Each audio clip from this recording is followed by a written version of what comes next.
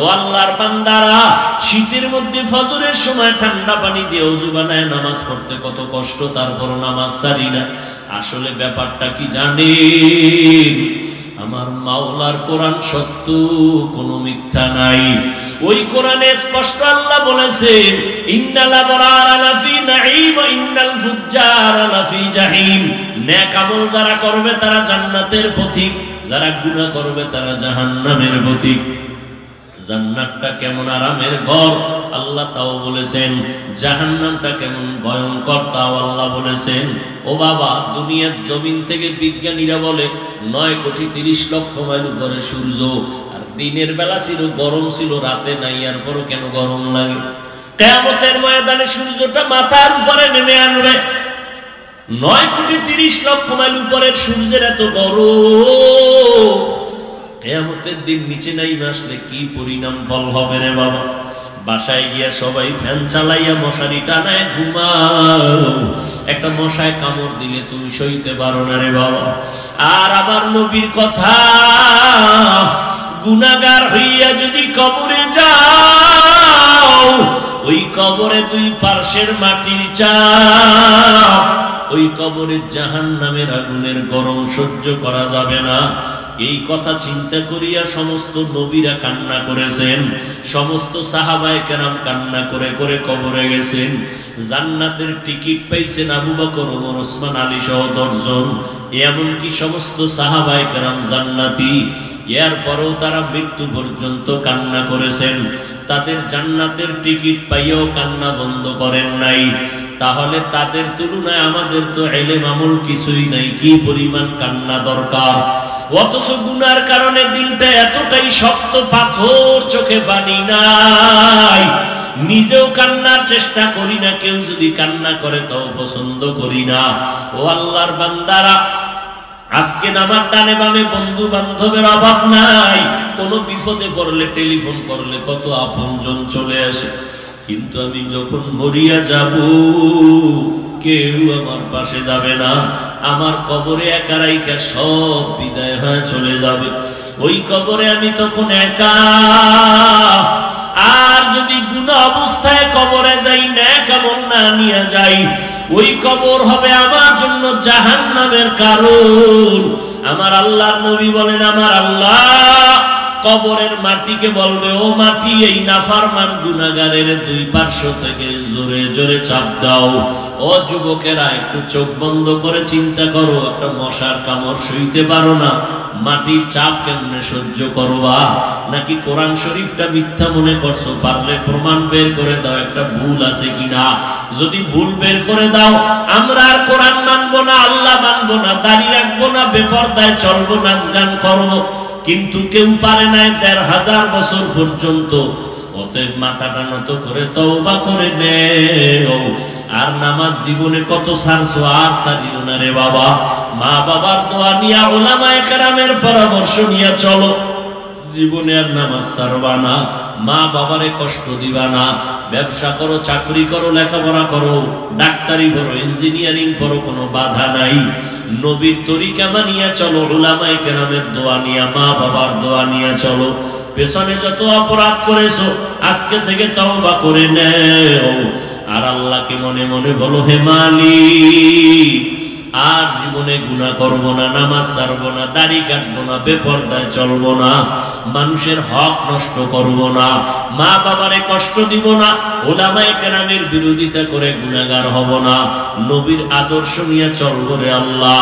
আজকে থেকে তওবার পাক্কা নিয়ত যদি করতে পারো। এখানে বয়ান অনেক উলামায়ে কেরাম গুরুত্বপূর্ণ আলোচনা রেখেছেন, কোরআন সুন্নাহ ভিত্তিক।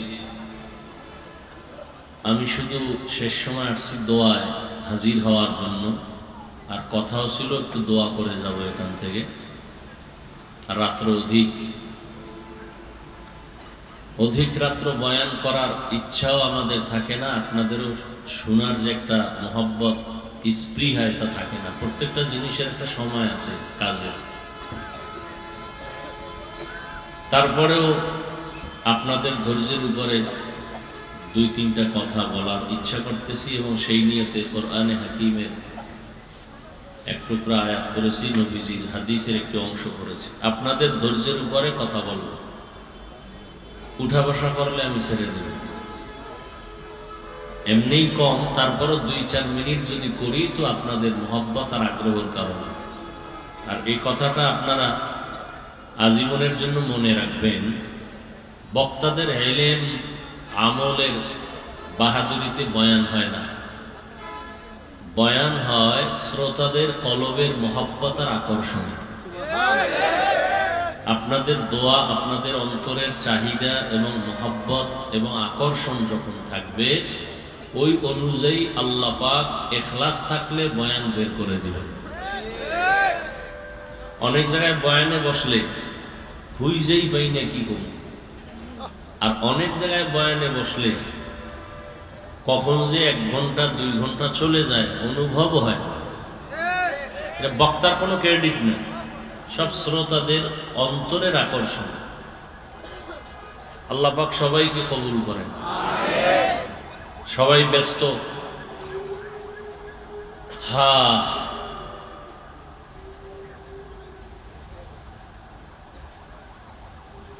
চরমনের মাহফিল সামনে, অনেকে চলে গেছেন, কেউ যাবেন, ব্যস্ততা। আর প্রতিদিনই ওয়াজ, কত আর শুনবো মানুষ? আমলের খাতা তো শূন্য, বেশি শুনতে শুনতে কোনটা ছাড়বে কোনটা ধরবে, পেরেশান। সবকিছুর শেষ কথা হলো আল্লাহ সবাইকে হেদায়েত দান করেন। সব শুনলাম, সব করলাম, সব জানলাম, হেদায়েত যদি না পাই তাহলে জীবন দুনিয়াও বৃথা, আখিরাতও বৃথা। চরমনের মাহফিল 28, 29, 1 মার্চ। চেষ্টা করবেন যাওয়ার জন্য। এটা গুনার কথা কয়ে লাইলাম না?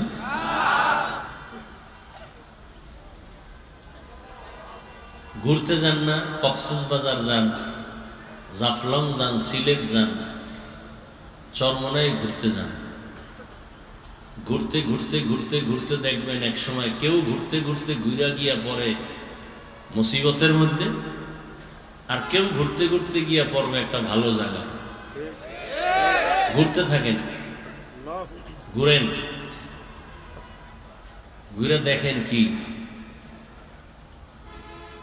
নবীজি দাওয়াত শুরু করছেন, এতদিন বিরোধিতা ছিল না। আবু জাহাল ঘুরে আর কয় মুহাম্মদের কাছে কেউ যাবা না, সে পাগল হয়ে গেছে। এতদিন যারাও যাইতো না, এরাও এখন চিন্তা করে না, একটু দেখি এত ভালো মানুষটারে ফট করে আবু জাহিল পাগল কয়, একটু পাগলের দেখি। দেখতে যায় আর কালেমা পড়ে।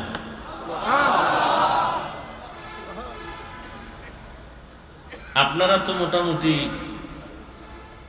দুনিয়ার গভীরে আপনারা খবর রাখেন, যেটা অন্তত আমার কথা বলে আমি অতটা রাখি না। আপনারা বলেন তো,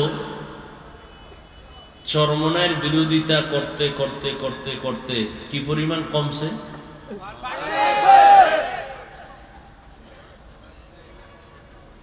কমাইতে পারেন নাই? এই বিরোধিতার লাভ কি? বিরোধিতা কইরা যদি আপনার ফায়দা হইতো যে হ্যাঁ কমতেছে, তাহলে একটা তৃপ্তি ছিল। আমি অনেক সময় বলি কওমি মাদ্রাসা আগের থেকে কম না বেশি? তাবলীগ অনেকে যদি বলে ভাই বেশি কেন, আমি বলি বিরুদ্ধে দুশ্মনরা যে বিরোধিতা করে তাদের কারণেই বেশি। কারণ জোয়ারের পানিতে বাদ দিলে পানির শক্তি বাড়ে। আর দ্বিতীয়ত যারা আহলে হক ইখলাস নিয়ে চলবে, এদের বাতির সাইজ একই থাকবে কিন্তু ভেতরের পাওয়ার বাড়তে থাকবে। কত খারাপ মানুষ গিয়া কইছে আমারে ভাই আগে আনলা না কেন, মানে আগে আনলা না কেন? তাই তো আমি আরো আগের থেকে আল্লাহরে চিনতাম, আমি আগের থেকে নবীরে চিনতাম, আমি আরো আগের থেকে গুনাহ ছাড়তাম, আমি আগের থেকে আরো আগের থেকে আমি একটু আল্লাহর সাথে লাইন লাগাইতে পারতাম। আমার আগে আনলা না কেন? আমি তো অনেক ভুলেছিলাম, এই ভুলটা তো থাকতো না। আল্লাহ, আসলে কপাল যার খারাপ হয়েই যায়। আমি হাফিজুর রহমান কেন, মক্কা মদিনার ইমাম কেন, স্বয়ং নবীজিও বয়ান করলে কপালে কালেমা আসে না। আর কপাল যদি খুলিয়েই যায় তাহলে নবীকে জবাই করতে এসেও কালেমা পড়ে কে? এর নাম কপাল, এর নাম কপাল। নবী বয়ান করতেছেন যার কোনো তুলনা নাই, এরপরও কত বড় নিকৃষ্ট বেঈমান হলে নবীজির বয়ানে কালেমা পড়ে না? কত বড় কপাল পড়া। আর ওদিকে নবীকে জবাই করতে এসে সে কালেমা পড়ে পাগল হয়ে গেছে তরবারি নিয়ে। মুহাম্মদের বিরুদ্ধে একটা কথা যে বলবে, কেউ রে দরকার নাই, আমি ওমরের তরবারি যথেষ্ট।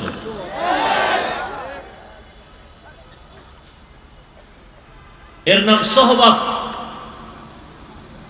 এর নাম সম্পর্ক, সৎসঙ্গে স্বর্গবাস। ইয়া আইয়ুহাল্লাযীনা আমানুত্তাকুল্লাহা ওয়া কুনু মা'আস সাদিকিন। হে দুনিয়ার মুমিন, তোমরা আল্লাহকে ভয় করো, তাকওয়া অর্জন করো। তবে সাবধান, যারা স্বর্ণ চিনে না ও স্বর্ণের মর্যাদা বুঝবে না, যে কোনো দিন বান্দার নাকের ঘ্রাণ শক্তি দুর্বল, ওই বান্দার কাছে মিশক আম্বরের ঘেরান আর পায়খানার ঘেরানের ব্যবধান নাই। আছে? যেই বান্দা বগুড়ার দধি সম্পর্কে ধারণা নাই, ওই বান্দা বগুড়ার দধির জন্য মোহব্বত হবে না। আর যেই বান্দা মিষ্টি খাইতে বড় পছন্দ করে, ও পাইলেই 5 কেজি নাই। আর একজনে কয়, খবরদার আমারে মিষ্টি না দিয়ে বিষ দে, বিষ। বিষয় কি? এই বান্দা মিষ্টি দেখতেই পারে না, ওই বান্দা পাইলেই মিষ্টি খায়। এটা মোহব্বত আর ভালোবাসা। সে চিনছে এটার মধ্যে কি মজা। যারা আমার মাওলার মোহব্বতের মজা অন্তরে একবার জমা করবে, ওরে সবাই যদি বুঝায় জিকির করে লাভ নাই, বাড়ি পাবি না, গাড়ি পাবি না, টাকা পাবি না, ও বলে আমার মাওলারে পাই না, আমার যথেষ্ট, আমি মরে গেল আমার মাওলারে নিয়ে চলি, আমার আল্লাহ যখন আছি আমার আর কাউর কিছু দরকার নাই। ওই আল্লাহ যদি পেতে চাও, কে আমারে বানাইলেন, কে আমারে পাঠাইলেন? আমি যে কথা বলতেছি এই কথাগুলো জবান থেকে বের হয়, একটা তো মেশিন আছে, মাইকে কথা বলি, এই মাইকের কথাগুলো একটা মেশিন থেকে বের হয়ে আসতেছে, ব্যাটারির চার্জ যায়, বিদ্যুতের বিল যায়। আমি যে কথাগুলো বলতেছি একের পর এক কথা বের হচ্ছে, এই কথাগুলো কোন মেশিনে সাপ্লাই হয়? এই মেশিনটা কে বানাইলো? এই মেশিনের তৈল, পেট্রোল, অকটেন কে দেয়? ও বান্দা একবার চিন্তা করো, এর পেছনে তো কোনো না কোনো এক মিস্ত্রি আছে না নাই? এরে আল্লাহর বান্দা, প্রতিদিন সকালবেলা পূর্ব দিক থেকে সূর্য উঠে পশ্চিমে যায়, এটা এমনি এমনি হতে পারে না, এর পেছনে একজন পরিচালক আছে। এরে আল্লাহর বান্দা, ভালো করে বুঝ, আমরা ঘুমাইলে কিন্তু মরার মতো, আমরা দোয়াও কিন্তু পড়ি, আল্লাহুম্মা বিসমিকা আমুতু, ও আল্লাহ তোমার নামে মরলাম, তোমার নামে মরে গেলাম। এবার দুনিয়া লয় হয়ে যায়, কানের অলংকার খুলে লয়ে যাইতেছে, এমন গজব ঘুম টেরই ভাই না, কানের অর্ধেক ছিঁড়ে গেছে, টের ভাই না, এমন মরা মরছে। আল্লাহ কয়, বান্দা একটু চিন্তা কর, তোর এই ঘুম থেকে আবার কে সজাগ করলো? কে করলো? তার পরিচয়টা নাও, তিনি কে? ও বান্দা একটু চিন্তা করো, তিনি কে, তার পরিচয়টা নাও, ভালো করে নাও, তার সাথে সম্পর্ক তৈরি করো, আর কোনো পেরেশানি থাকবে না। দুনিয়া তোমার গোলাম হবে, আখিরাতে তোমাকে বিনা হিসাবে জান্নাত দেওয়া হবে। ও আল্লাহর বান্দা, ভালো করে আমার আল্লাহকে চিনো, আমার আল্লাহ কেমন। ও বান্দা নজর করে দেখো, দুনিয়ায় টাকা বানায় সরকার, টাকা টাকা বানানোর ডাইস আছে, মেশিন আছে না নাই? 100 টাকার ডাইস আলাদা, 500 টাকা বানানোর ডাইস আলাদা, 1000 টাকা বানানোর মেশিন আলাদা। 500 টাকার ডাইস থেকে যত কোটি কোটি কপি বের হবে সব একই ডিজাইনে 500। 1000 টাকার ডাইস থেকে যত হাজার কপি বের হবে সব একই ডিজাইনে 1000। 500 টাকার ডাইস থেকে 500 1000 বের হবে না, 1000 টাকার ডাইস থেকে 500 বের হবে না। আমার মাওলার চিনুনি, আমার মাওলা কেমন? ও বান্দা নজর করে দেখ, আদম আলাইহিস সালাম থেকে আজ পর্যন্ত কত হাজার লাখ কোটি কোটি কোটি কোটি মানুষ সাপ্লাই হয়ে গেল। এত মানুষ একটু নজর করিয়া দেখ, একই পদার্থের তৈরি, একই মেডিসিন দিয়া, একই ফ্যাক্টরি থেকে সন্তান আসতেছে। নজর করে দেখ, একজনের চেহারার সাথে দুনিয়ার আর কোনো চেহারার মিল নেই। আসেনি? কণ্ঠের আঙ্গুলের ছাপের মিল নাই।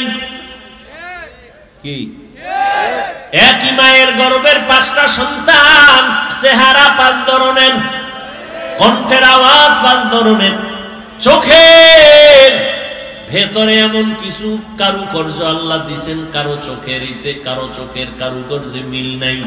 এজন্য আধুনিক বিজ্ঞানরা, আধুনিক প্রযুক্তি এখন শুধু হাতের ছাপ নেয় না, চোখেরও ছাপ নেয় না? নেই।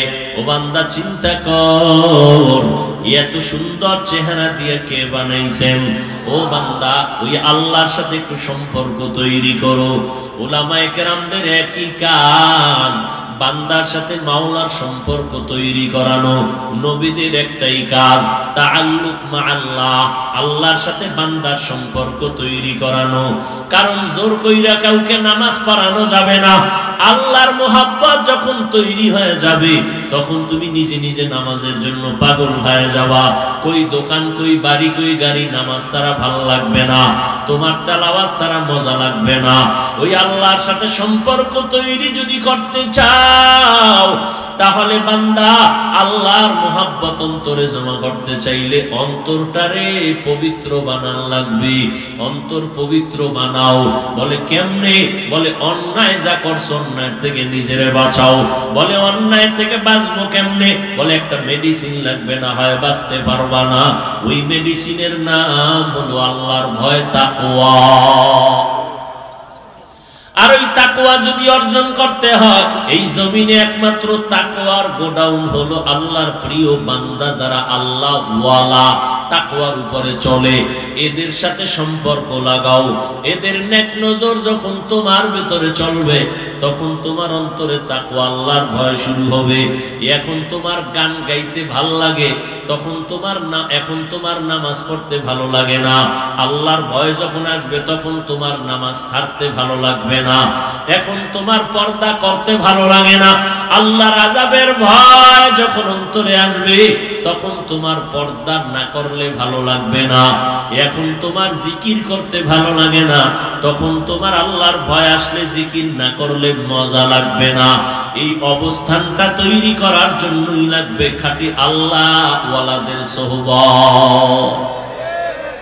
আল্লাহ ওয়ালাদের নেক নজর, তাদের নেক নজর নেও, তাদের দোয়া নাও, সোহবত নাও। দুনিয়াটা কিছুই না রে বাবা। তোমার মাথায় কত পরিকল্পনা নিয়ে তুমি চলতেছো প্রতি রাত, তুমি এই করবা সেই করবা, কিন্তু মরিয়া গেলে তোমার গায়ের জামাটা পর্যন্ত আপনজনেরা বেলেট দিয়া কেটে রেখে দিবে। 3টা সাদা কাপড়, আমি বক্তা হওয়ার কারণে একটা কাফন কেউ বাড়াইয়াও দিবে না। রিকশার ড্রাইভার গরিব হইয়া মরার কারণে একটা কাফন কেউ কমাইয়াও দিবে না। ও আল্লাহর বান্দারা, এই আমারও সাদা 3টা কাফন, আপনারও সাদা 3 কাফন। ওই কবরে যাওয়ার পরে প্রশ্ন সবার বেলায় সমান। রবের পরিচয় দাও, ধর্মের পরিচয় দাও, রাহমাতুল লিল আলামিনের পরিচয় দাও। এখানে আপনারা মুসলমান, আমিও মুসলমান, সব আমরা একই ধর্মের মানুষ নাকি? আপনাদের আল্লাহ আমার আল্লাহ 2 না 1? আপনাদের নবী আমার নবী, আপনাদের কোরআন আমার কোরআন, আপনাদের কাবা আমার কাবা।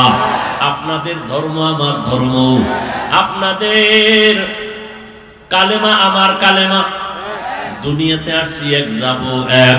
কিন্তু দেখছেননি আপনার টুপি পরতে লজ্জা লাগে, আমার টুপি না পরলে লজ্জা লাগে। আপনার দাড়ি রাখতে লজ্জা লাগে, আমার দাড়ি কাটতে লজ্জা লাগে। আপনি মসজিদে ঢুকতে লজ্জা পান, আমি মসজিদে না ঢুকলে লজ্জা পাই। আপনি পর্দা করতে লজ্জা পান, আমি পর্দা না করতে লজ্জা পাই।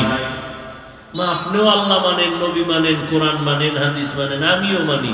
আমার আপনার আল্লাহ এক, নবী এক, কোরআন এক, হাদিস এক, কাবা এক, ধর্ম এক। অথচ আপনি টুপি পরতে লজ্জা লাগে আর আমার টুপি না পরলে লজ্জা লাগে। কারণ কি? কার জন্য আমি পরব তারে তো আপনি চিনেন না, আমি চিনি। এমন চেনাই চিনি যে এর উপরে আমার মরণ হলে আমার মঙ্গল, আমার কল্যাণ। আপনি সে আল্লাহর মোহাব্বত এখনো জমা করতে পারেন নাই, যে কারণে আমরা বয়ান কইরা পাও ধইরা বুঝানোর পরও টুপি পড়তে চান না। কারণ মোহাব্বত এখনো তৈরি হয় নাই। মোহাব্বতটা যেদিন তৈরি হয়ে যাবে তখন আপনি টুপি ছাড়া ভালো লাগবে না, নামাজ ছাড়া ভালো লাগবে না। আর এই জন্যই উলামায়ে কেরামদের সোহবতের দরকার। ও আল্লাহর বান্দারা, আজকে আমিও কিন্তু টুপি মাথায় না দিয়েও চলতে পারি। আপনার মতো দাড়ি খেইটা প্যান্ট শার্ট পরে যদি চলি কেউ বাধা দিবেন। টুপির কারণে মাথা গরম সব বুঝি, এরপরও টুপি ফালাই না।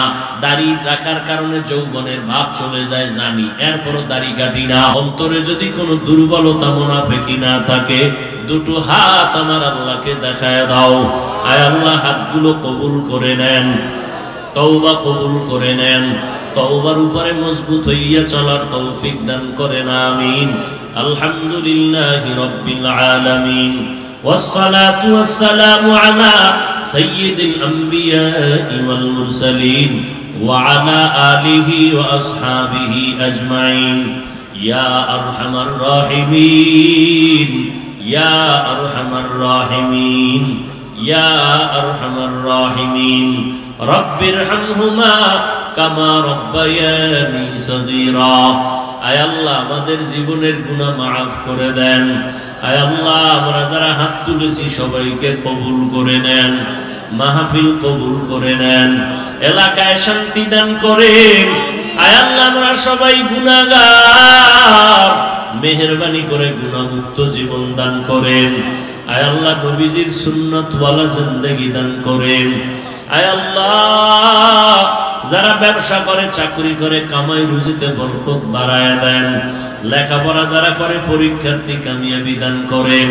মাদ্রাসা মসজিদ গুলো কবুল করে নেন। আয় আল্লাহ, অন্যান্য শিক্ষা প্রতিষ্ঠান নবীর আদর্শে কবুল করে নেন। আয় আল্লাহ তাআলা, আমার কলিজার প্রত্যেকটা যুবকের দিনের খাদেম বানায় দেন। মোবাইলের গুনাহের থেকে হেফাজত করেন। আপনার খাস ওলিদের বন্ধু বানায় দেন। উলামায়ে আহলে হকের মোহাব্বত অন্তরে বাড়ায় দেন। আয় আল্লাহ, নবীজির রওজা মুবারক বাইতুল্লাহ জিয়ারতের তৌফিক দান করেন। আয় আল্লাহ, ঘরে ঘরে সুন্নতের বাতি জ্বালায় দেন। চলার পথে হেফাজত করেন। আয় আল্লাহ, মাদ্রাসার খেদমত করি, কুদরতের দ্বারা সব প্রয়োজন মিটায় দেন। দিলের নেক আশা পূরণ করে দেন।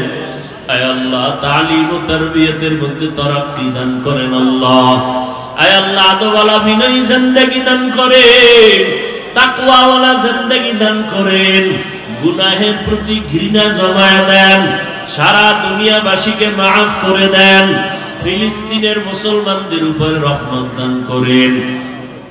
ইসরায়েলের জালেমদের জুলুম থেকে হেফাজত করেন। বাংলাদেশ শান্তির দেশ বানায় দেন। ওয়াহাবিদের অভাব দূর করে দেন। আয় আল্লাহ, সবার সাথে মোহাব্বত বাড়ায় দেন। চলার পথে হেফাজত করেন। দিলের নেক আশা পূরণ করে দেন। ইলম ও হিলম ও হিকমত আমলে বরকত বাড়ায় দেন। উলামা তোলাবা উম্মতের অন্তরে মোহাব্বত ইজ্জত বাড়ায় দেন। আয় আল্লাহ, মুখালিফের মুওয়াফিক বানায় দেন। জাহিরি বাতিনি দুশমন থেকে হেফাজত করেন। আয় আল্লাহ, মেহেরবানি করে দিলের নেক আশা নবীজির মুহাব্বতে পূরণ করে দেন। ময়দানে কামিয়াবির সাথে কাজ করার তৌফিক দান করেন। প্রতিবন্ধকতা দূর করে দেন আল্লাহ। আয় আল্লাহ, তাকওয়ার উপরে মজবুত হইয়া চলার মতো তৌফিক দান করেন। আয় আল্লাহ, নবীজির মুহাব্বতে আমাদের সকলের দোয়া কবুল করে নেন। আম্বিয়ায়ে কেরাম, সাহাবায়ে কেরাম, শুহাদায়ে কেরাম, আউলিয়ায়ে কেরাম, আসাতিজায়ে কেরামদের মাকাম জান্নাতে বাড়ায় দেন। আয় আল্লাহ, মিথ্যা মামলায় যারা জড়িত কুদরতের দ্বারা মুক্তির ব্যবস্থা করে দেন। আয় আল্লাহ, পেরেশানি দূর করে দেন, বরকতি হালাল রিজিক দান করেন। আয় আল্লাহ, চলার পথে ইজ্জতের